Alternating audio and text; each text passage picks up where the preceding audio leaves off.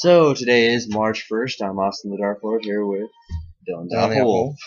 So, as you remember, the voting was last night for the top for coolest video game good guy.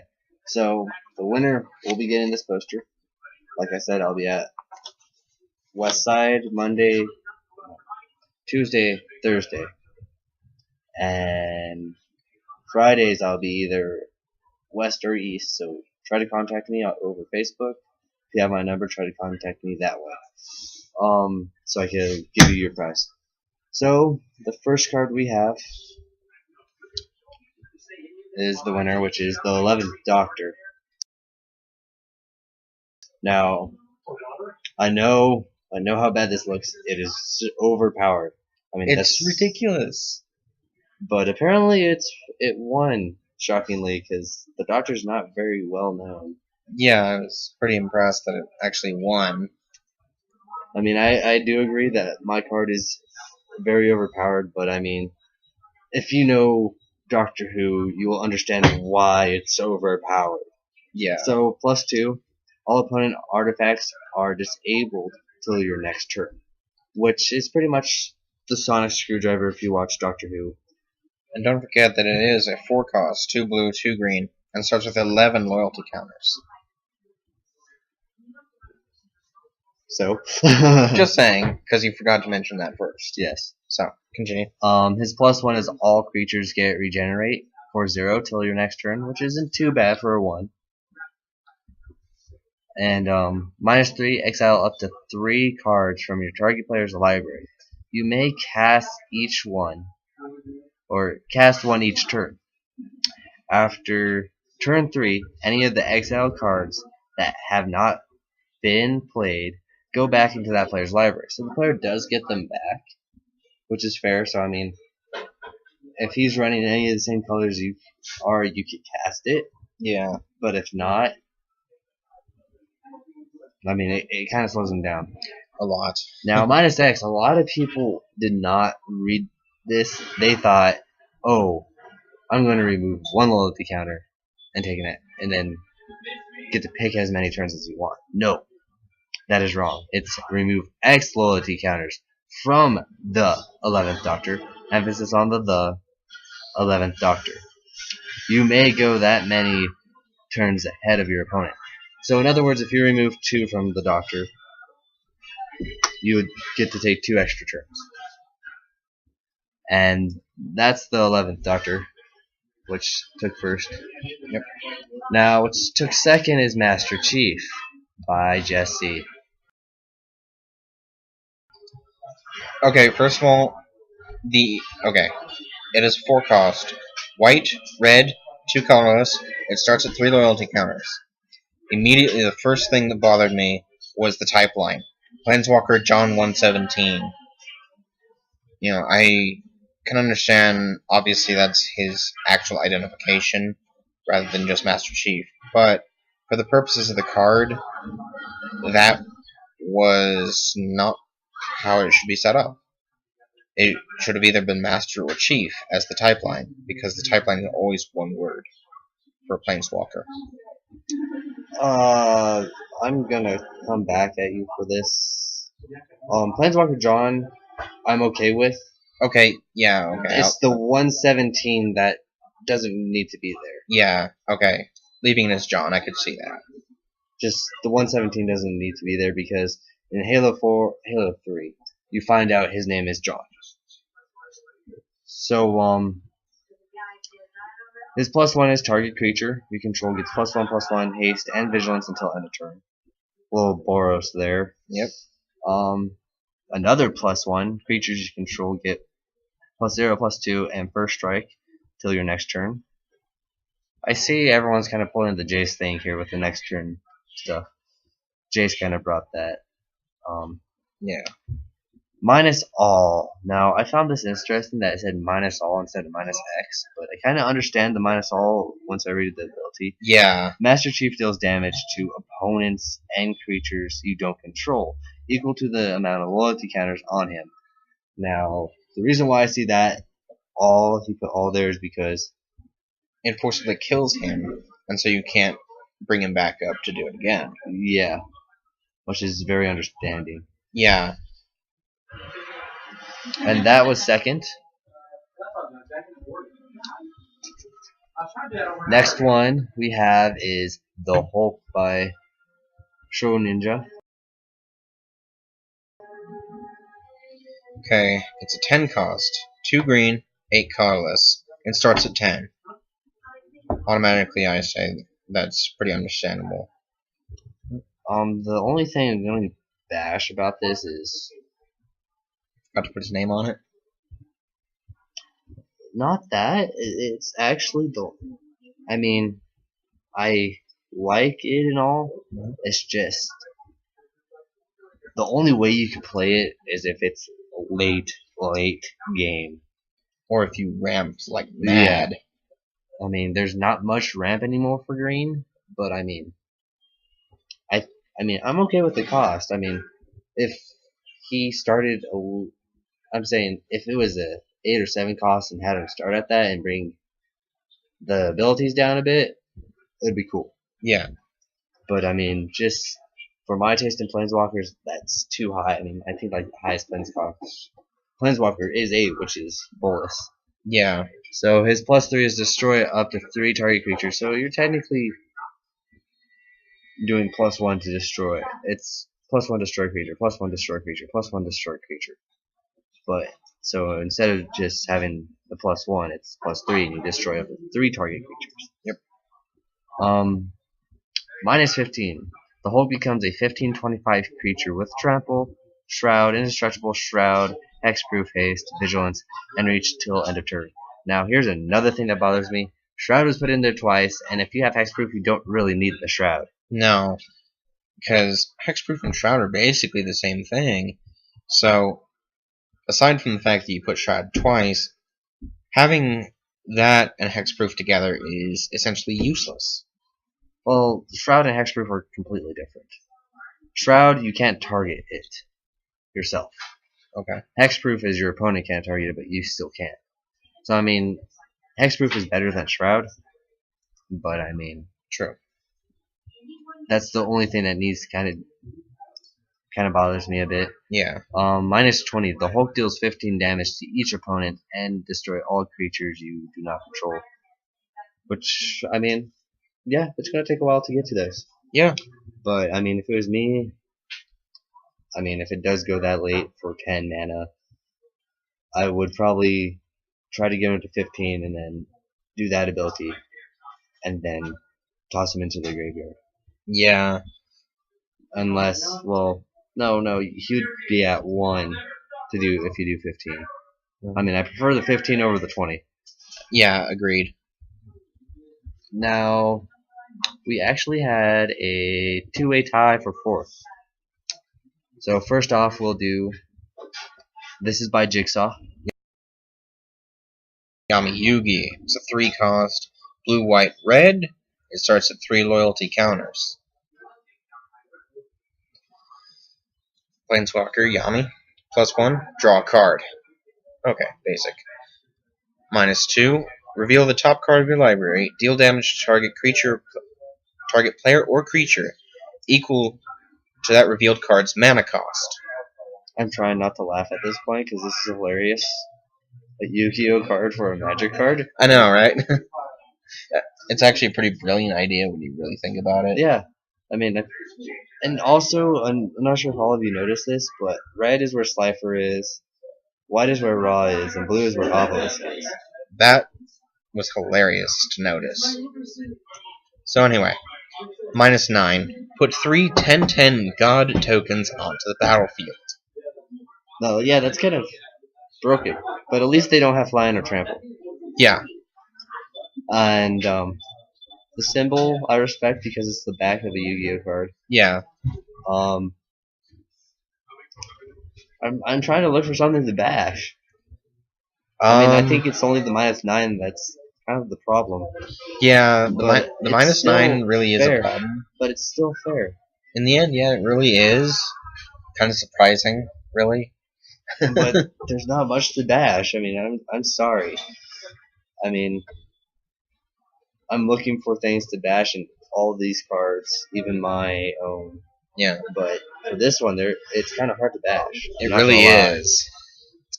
Like I said, it's kind of surprising. Now, who else came in fourth, which is also by Sochin, is Ryu. Hayabusa. Apparently, he is also in Dead or Alive, and I believe he's also has his own game. So he's a 5 cost, 2 black, 3 colorless. He starts at 4. Now, what I'm gonna bash here is the +2. +2. Put 2 3/3 ninja tokens with shadow onto the battlefield. Put an additional ninja token for each ninja token on the battlefield. Which effectively means that because he says put 2 in, you get 3. So, I mean, I'm not. That is the only thing that I find wrong with it is that additional text that says. I mean, it kind of just breaks what you're doing. Yeah, It contradicts itself. it really does. And, I can understand giving the tokens abilities, but having that there to basically break your ability from just putting in 2 to suddenly putting in 3 ninjas, I don't agree with that at all. I mean, it's not a big problem. I mean, No, it's not a after thinking major about problem. it, No. he starts at 4, and it takes 5 to bring him in. Yeah. So, I mean, it's not too big of a problem. It's just, I mean, I can understand having an enchantment that does that. Yeah. But for a planeswalker that does that, that's a bit overpowered. Now on to -9. All creatures you control have Death Touch, Lifelink, Shroud, Hexproof, and First Strike this turn. the same thing with the Shroud. You don't need Shroud if you have Hexproof. Yeah. So you need to either Pick one or the other. yeah. And then -10. Were you done with that one? Yeah. Okay, -10. Ryu Hayabusa deals 4 damage to all creatures you don't control, and 8 damage to all players. And I mean, I like the -9, -10. It's fairly there. I mean, in my Silent Hill set, I tried to make planeswalkers that counter the other planeswalkers. Yeah. So it's fair. I mean, he probably has one that counters this one. Just saying, but a lot. I mean, I'm okay with Show Ninja's cards actually because they are not too overpowered, and they're fairly cost. Yeah, they really are pretty fairly cost. But I mean, we're doing this contest just to see how broken things can get here. Yep. Okay, so we have also a tie for 5th. So first, Yeah, two-way tie. Yeah, so we'll start with Wolverine, also by Jigsaw. It's a 4 cost, green, red, 2 colorless. Starts at 4. Now he has MB for Marvel for the symbol, which is really cool. Yeah. So his I like +1 is destroy target creature. It can't be regenerated. Pretty fair there. Yeah. -3, deal 3 damage to target creature or player. You gain 3 life. Lightning Helix. Yeah. And -8, all creatures you control get +5, +8, and trample till end of turn. +5/+5. Oh, +5/+5. I don't know where you got the 8 from. I saw -8, and 8 was stuck in my head there. But yeah, his last ability is an overrun. Kind of hard to bash. I mean, yeah, this one was pretty good too. I think the only thing that really needs to be bashed is I think you could have picked a better artwork. Yeah. Because trying to put that in a card, it kind of looks a bit pixelated, but I think that's the way the art looks. And then there's also a box around him. Yeah. So I don't know if that was if that was an interior thing or if this was from the cover or what. But I believe that's actually how the artwork looks because, I mean, the box covers it, but when he showed me the art, it says Wolverine in the box. Oh, okay. Yeah.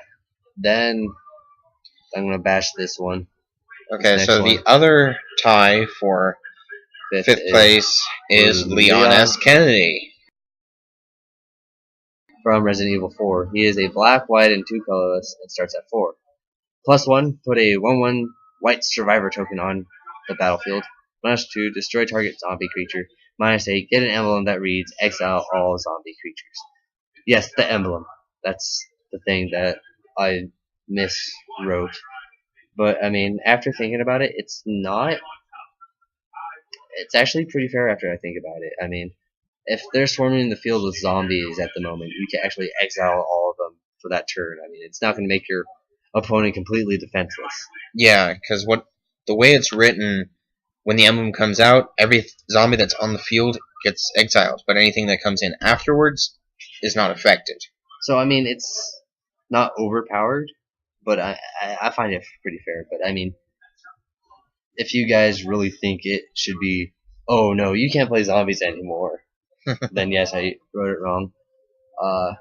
The artwork I picked is pretty good. I mean, this one's pretty good. Kind of hard to bash. There's an emblem, the Umbrella Corporation symbol. Pretty cool. I liked how you did that. That took me a while to do, actually. Tried to make it even. Tried to make it even. It looks even to me. Yeah, it does. Maybe the other triangles might be a bit small, but oh well. It's as close as you can get to the. But I think Leon Scott Kennedy I did a pretty good job on. I mean, there is Raccoon City Leon, so I mean this one's kind of hard to bash, but I mean, I tried. It really depends on the way you want the -8 to be. Yeah. I mean, yes, I made the darker broken, so I kind of made Leon not too broken. Yeah. And we have a 6-wave tie for 2-way tie for 6. Blah, blah, blah. Okay. So we're gonna start off with James Heller by Jesse. So 2 red, 2 black, 2 colorless. Starts at 4. He's got 4 abilities. 0. Destroy target creature. James Heller gains loyalty counters equal to the to the creature's toughness. Okay, that was written wrong. But anyway. So Gideon. So that's the only way he can gain loyalty counters, because all the others are minus. So -2, target player sacrifices 2 permanents. So that means not just creatures, but it has to be permanents on the field.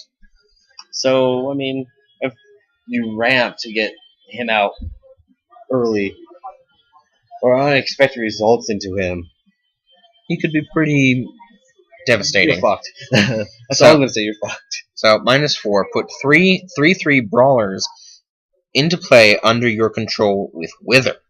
Now, I guess you can see in the back the brawlers in the picture. Yeah, kinda. I'm shocked that he brought Wither into that. Yeah. When I first saw the card, I literally thought to myself, Wither? Really? I'm kind of surprised to see that, because I haven't seen that in years. Yeah, exactly. But now the -8 looks kind of hard to read. Okay, so -8. Choose up to 2.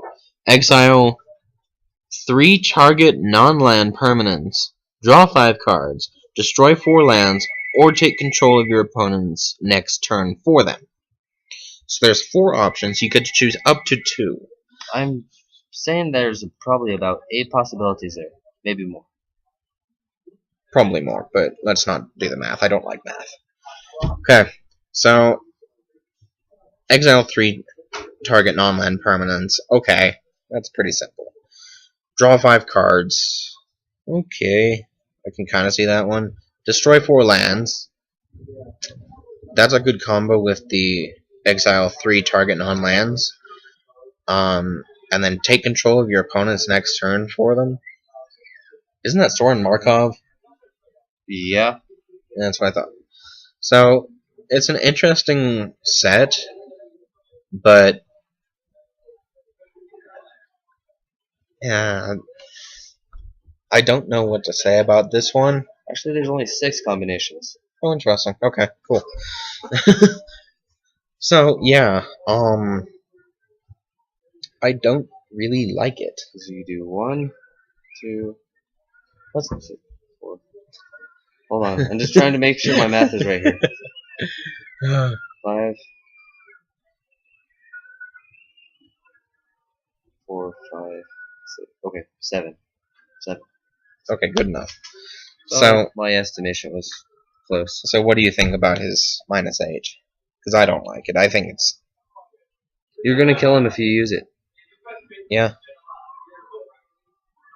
But, I mean, you're gonna be using his 0 so you could get him up there a lot. Yeah, so... I mean... But I like the idea, I just don't like how it's implemented. I mean, if you're really low on creatures around this time, you're gonna kill him straight off the bat. Yeah. So, now this one... Okay, with this one, we saved it for the last. We tried to bash the others as much as we could, to be fair. I want to table flip because how much this pisses me off. Okay, let me talk about it first then. Okay, it's Spyro the Dragon by Hat. So, red, 2 colorless. Starts at 3. Fair right there. Okay, I'm gonna tell you now, the main thing, the first thing I should say, that bothers him is the fact that it's the same freaking set symbol every single time. And I agree. It needs a new set symbol based on what the card is, like everyone else is doing. So, okay. Planeswalker Spyro. Standard. So, +1. Deal 1 damage to target creature or player. Okay, fair. Basic. -2. Until end of turn, creatures you control get red. This creature gets +1/+0 until end of turn. Okay, first of all, the way it's written means that it gets a free red mana in your mana pool, and that creature gets +1/+0 till end of turn. So, first of all, because of the way you wrote it, that's absolutely useless, kind of stupid, slightly broken. -5. Deal 5 damage to up to 4 target creatures or players. Sandra. Yeah. Firebrand. That one I don't have much of a problem with, having actually read the Chandra cards. Yeah, so, he was like, that's broken. Yeah, initially I thought that it was pretty broken, but after actually reading the Chandra cards, I'm fine with it. But that -2 bothers me so freaking much. Another thing that just bothers me straight off the bat. Yeah. 2 colorless, 1 red. Really? Really? 2 red, 1 colorless. Would have been so much better. True. I mean, for Red Planeswalker, Tibalt looks better than this. Honestly, yeah. And I'm sorry, but that's pretty sad considering Tibalt's a pretty bad Planeswalker. If I pulled this in a pack, I mean, yeah, I would want to keep it. Well, if I pulled more, I would just be like, leave them on the table and walk away and be like, 3 Planeswalkers, I don't care. Yeah, I mean, you know, like I said, we tried to bash the other ones as much as we could, to be fair, but this one, it didn't get any single votes. Just like, what was it, James Heller? Yeah, James Heller didn't get any either. But this one, we saved it for last, A, because it showed up last on the list when we looked at it on Facebook, and B, it's just that bad. I'm sorry. I'm just going to jump into this. Anime's Hat didn't vote for it for himself. I know, right? That just blows my mind. Yeah, I was pretty surprised about that. Now, I kind of want to talk about the dual decks here. Okay, so one I've been waiting for a long time. It comes out March 15th. It's going to be $20. I'm not sure if Gene's going to have them in, so I mean, this kind of really, the artwork for Sorin, Lord of Innistrad, just makes me jump in joy.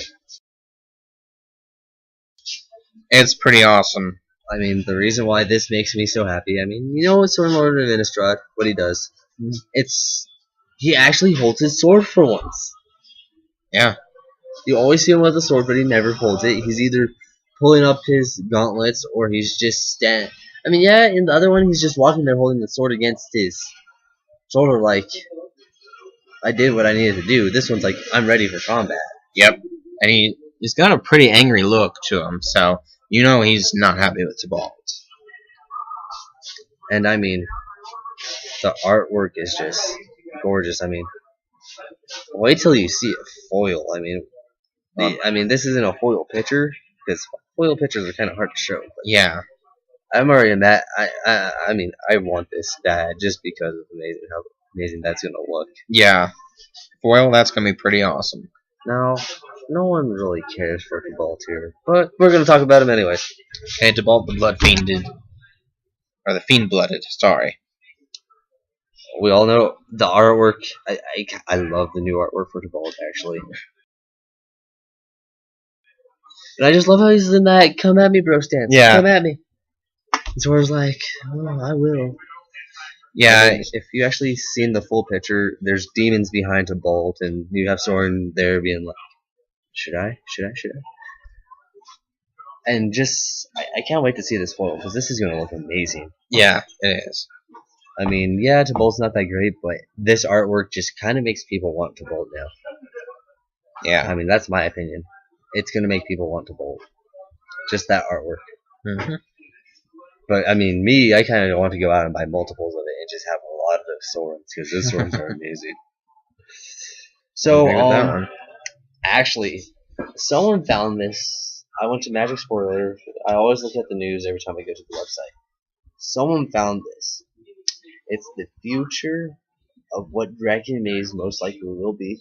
I mean, it's kind of obvious, but I thought this was interesting on how this showed up. So Dylan's going to go off the RTR chart here, and I'm going to go off the Gate Crash chart. Okay, so if you look at the guild gates and you arrange them in the order of the Tablet of the Guilds going clockwise, and organize them by set instead of exactly how the tablet has them, you'll notice that there are certain letters that are raised higher than the others in the flavor text. And so from Azarius you get T-I-F-I. Izet gives you H, is that L? Yes. H-L-R-C. Rakdos gives you E-D-A-A. Golgari gives you GSV. Selesnya gives you UAM. That can't be an M. That's an N. N, sorry. And when you organize this into a proper anagram, it becomes the Guilds of Ravnica. So now, Gate Crash do the same thing that it says for the Tablet of the Guilds. You have Orzhov, which is W-E-Y-O, Dimmer, I-S-E-T, Gruul, L-T-A-H, Boros, L-R-C-E, Simic, D-O-H-R. And that comes out, will destroy each other. And when you put them together, the Guilds of Ravnica will destroy each other. So either they plan that to happen, or some guy is just... It has to have been planned, because if you really look, these letters are raised higher than the others on the flavor text. Mm. And that's how they noticed them, was because these letters were slightly raised higher. And so they managed to pick out the ones that were raised up. True.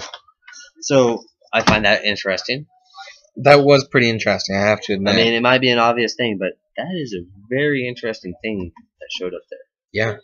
So, I did take first. I am not claiming the poster because I don't want it. So, Jesse, contact me if you want it. If Jesse doesn't want it, it will go to Shojin Ninja. And if he doesn't want it, they'll flip with Shojin Ninja and Jigsaw will have to flip the coin. If they don't want it, it'll be Jigsaw versus me. If we still both want it, Jesse and Hat will get it. And if Jesse doesn't want it, it's going straight to Hat. I don't give a shit. Someone's taking it. I don't want it. So, second place will take it from me. If Jesse doesn't want it, I'm pretty sure Shojin Ninja will love to have it. That was the Friday night Magic promo for January, which was Syrian Spear. Start entering your badasses. It doesn't matter what they are from. Video game, TV show, comic books. I don't really give a shit. Just whoever you think the two coolest badasses to you are. And that's it for the March 1st podcast. Still, oh, actually, before we go on, there is a possibility that I will either be playing Gabe or Orzov or Dylan here. So, I mean, since Dylan is here, or Jesse, depending on who gets the deck done first, he'll talk about the Orzov. I'm going to be running Nizit, which is Overload. I'm not even sure if I can explain Overload. That's something you actually have to see in action to work. Yeah. So yours, Orzov is Exhort here. Extort is basically, I'm not even sure how it works off the top of my head, to be honest. Exhort works. Oh, I cast a spell. I want to tap either white or black and take one life from you and give it to myself. I mean, that's another ability you have to see in action. I think this card's going to be very interesting. Indeed. That's pretty much the first game. Hopefully, we'll get that done as fast as possible. And if you already know what the second video is, in the other podcast, I'll bring up the third, the fourth, and the fifth. If not, we will discuss them over the gameplay video. But that's pretty much it for this podcast. I'm Austin the Dark Lord out. On the Alpha Wolf. I didn't stop.